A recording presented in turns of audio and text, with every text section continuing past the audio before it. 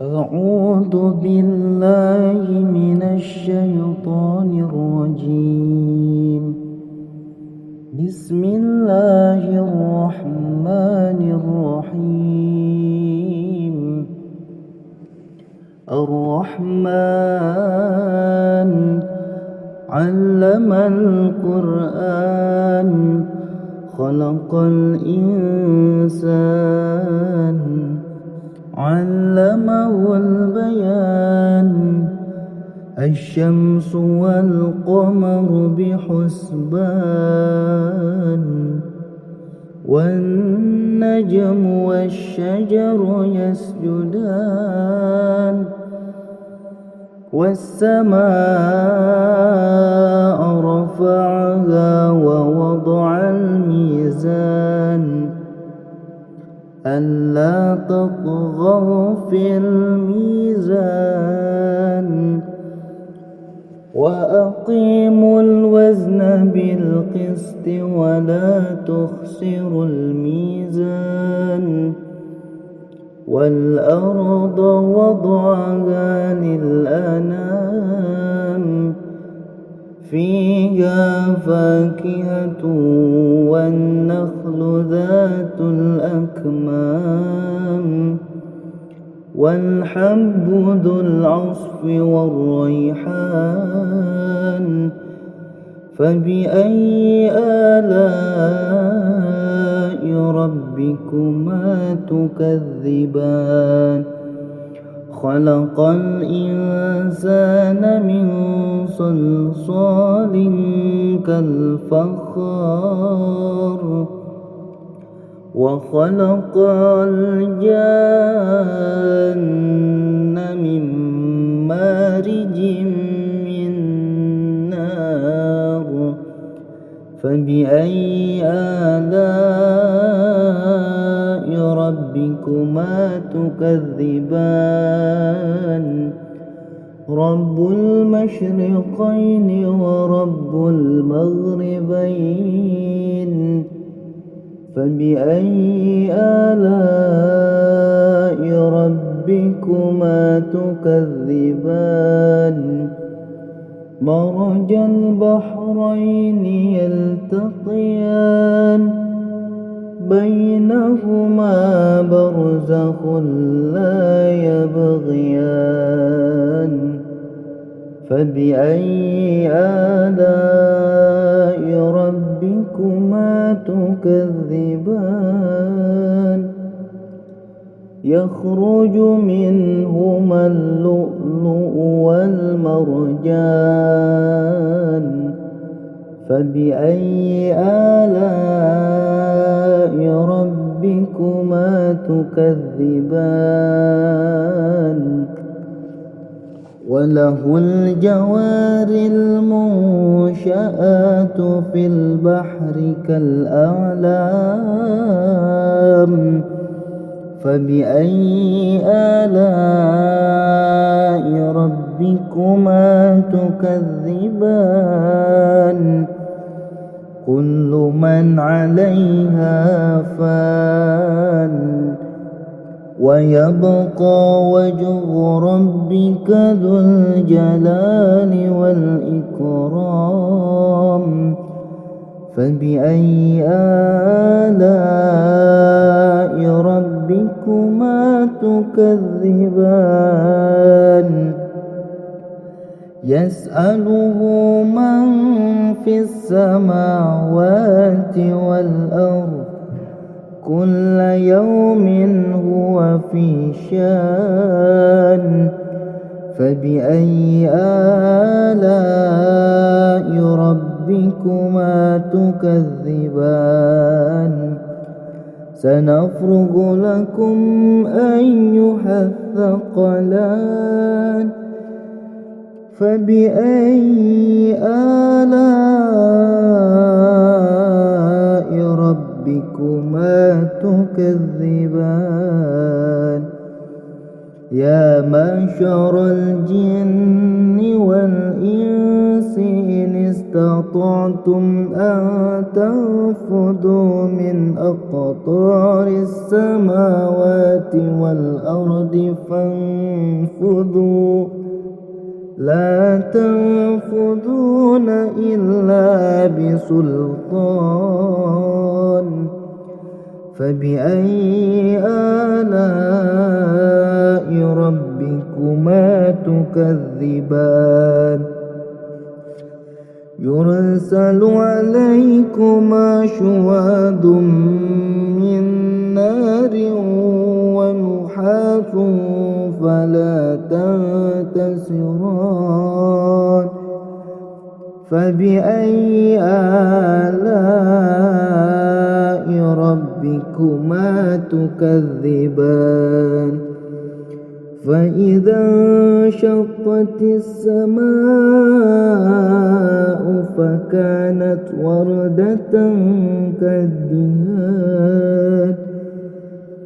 فبأي آلاء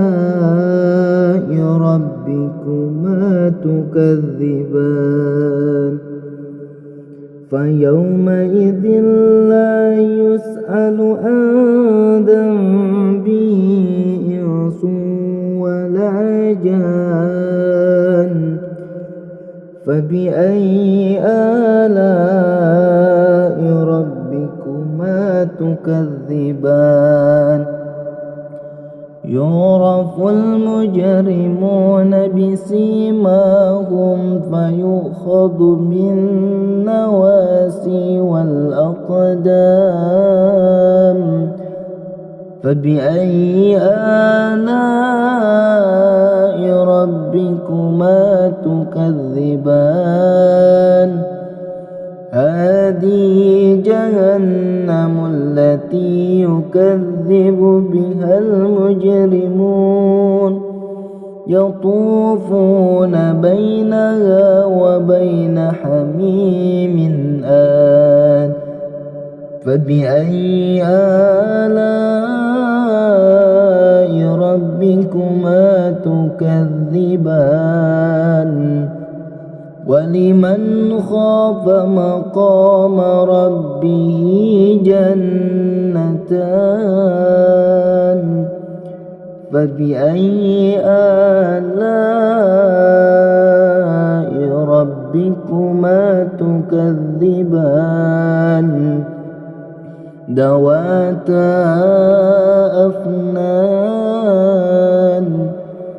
فبأي آلاء ربكما تكذبان فيهما عينان تجريان فبأي آلاء ربكما تكذبان فيهما من كل فاكهة زوجان فبأي آلاء ربكما تكذبان متكئين على فرش بطائنها من استبرق وجنى الجنتين دان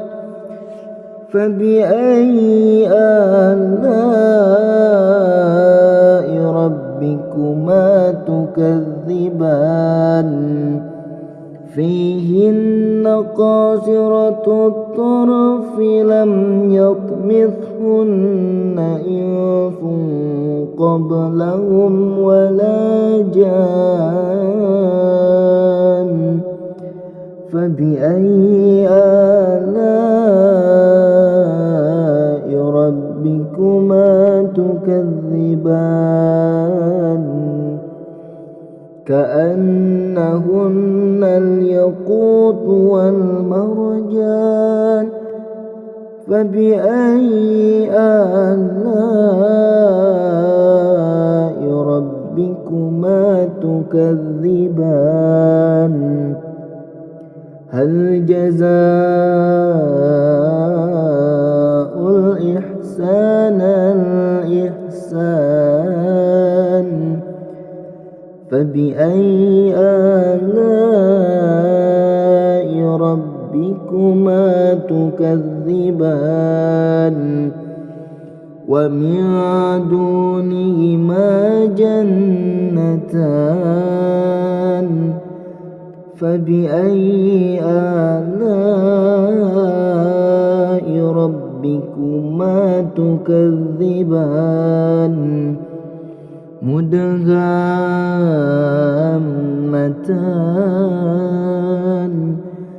فبأي آلاء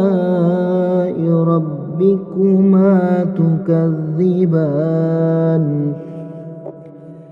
فيهما عينان تضاختان فبأي آلاء ربكما تكذبان فيهما فاكهة ونخل ورمان فبأي آلاء ربكما تكذبان فيهن خيرة حسان فبأي آلاء ربكما تكذبان حور مقصورة في الخيام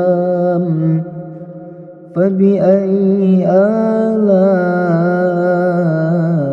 ربكما تكذبان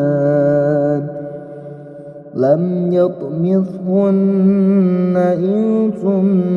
قبلهم ولا جان فبأي آلاء ربكما تكذبان متكئين على رفرف خضر وعبقري حسان فبأي آلاء ربكما تكذبان تبارك اسم ربك ذي الجلال والإكرام صدق الله العظيم.